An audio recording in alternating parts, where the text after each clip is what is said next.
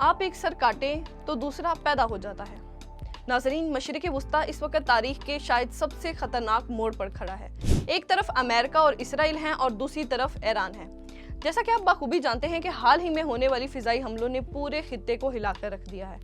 ان حملوں میں ایران کے اہم فوجی کمانڈرز مارے گئے، ان کا اہم انفراسٹرکچر تباہ ہو گیا، اور سب سے بڑی خبر یہ سامنے آئی ہے کہ ایران کی قیادت کو شدید دھچکا لگا ہے۔ امریکہ اور اسرائیل کھل کر کہہ رہے ہیں کہ وہ ایران میں حکومت کی تبدیلی چاہتے ہیں۔ دنیا بھر میں سوال اٹھ رہا ہے کہ کیا ایران کا نظام اب ختم ہونے والا ہے؟ کیا وہاں انقلاب آ سکتا ہے یا پھر یہ حکومت پہلے سے زیادہ طاقتور ہو جائے گی؟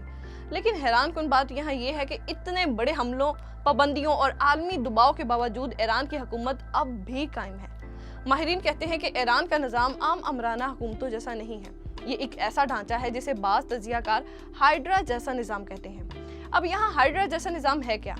ناظرین، ہائیڈرا جیسا نظام یہ ہے کہ یعنی اگر آپ اس کے ایک حصے کو ختم کریں، اس کی جگہ دوسرا حصہ فوراً طاقتور ہو جاتا ہے۔ ایران میں طاقت صرف ایک شخص کے پاس نہیں ہوتی، بلکہ مذہبی قیادت، فوجی ادارے، پاسداران انقلاب، سیاسی کونسلیں اور طاقتور معاشی نیٹ ورکس سب مل کر ایک ایسا جال بناتے ہیں جسے توڑنا آسان نہیں۔ اسی لیے بہت سے ماہرین کہتے ہیں پولی ڈکٹیٹرشپ یعنی ایک ایسا نظام جس میں طاقت کئی مراکز میں تقسیم ہوتی ہے۔ آج اس ویڈیو میں ہم تفصیل سے جانیں گے ایران کی حکومت اتنی مضبوط کیوں ہے، اس نظام کو گرانا اتنا مشکل کیوں ہے، اور اگر یہ حکومت گرتی ہے تو مشرق وسطیٰ میں کیا ہو سکتا ہے۔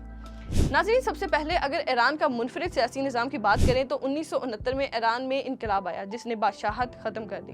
اس انقلاب کے بعد جو نظام بنا اسے اسلامی جمہوریہ کہا جاتا ہے۔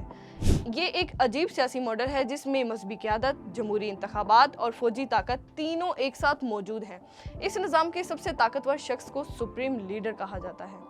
اب طاقت کو دیکھیں تو طاقت صرف ایک شخص کے پاس نہیں۔ زیادہ تر امریتوں میں اگر لیڈر مر جائے یا ہٹا دیا جائے تو حکومت کمزور ہو جاتی ہے، لیکن ایران میں ایسا نہیں ہے۔ یہاں طاقت کئی اداروں میں تقسیم ہے، مثلاً گارڈین کونسل، پارلیمنٹ، عدلیہ، پاسداران انقلاب، مذہبی ادارے، یہ سب مل کر نظام کو محفوظ رکھتے ہیں۔ اسی کے ساتھ پاسداران انقلاب اصل طاقت ہے، یعنی یہ ایران کے نظام کی اصل ریڑھ کی ہڈی ہے۔ پاسداران انقلاب IRGC یہ صرف فوج نہیں بلکہ سیاسی طاقت، معاشی طاقت اور خفیہ طاقت تینوں اس کے پاس ہیں۔ یہ force missile programme, drone programme اور خطے میں ایران کی فوج حکمت عملی کو کنٹرول کرتی ہے۔ طاقتور معاشی نیٹ ورکس کو اگر دیکھا جائے تو ایران میں کئی بڑی تنظیمیں ہیں جنہیں بنیادرز کہا جاتا ہے۔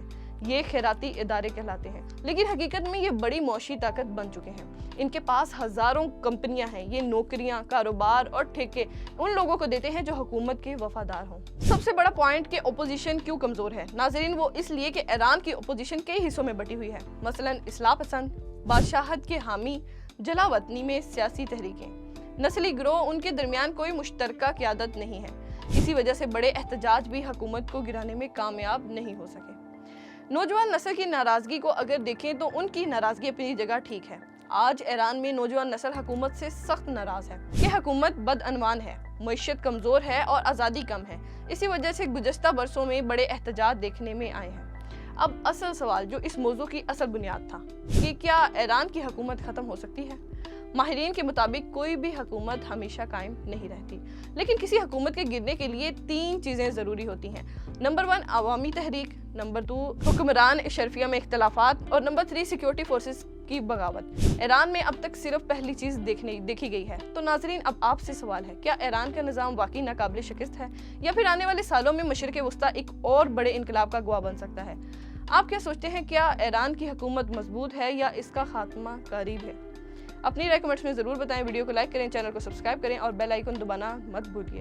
اسی کے ساتھ اپنے میزبان کو دیں اجازت۔ اللہ حافظ۔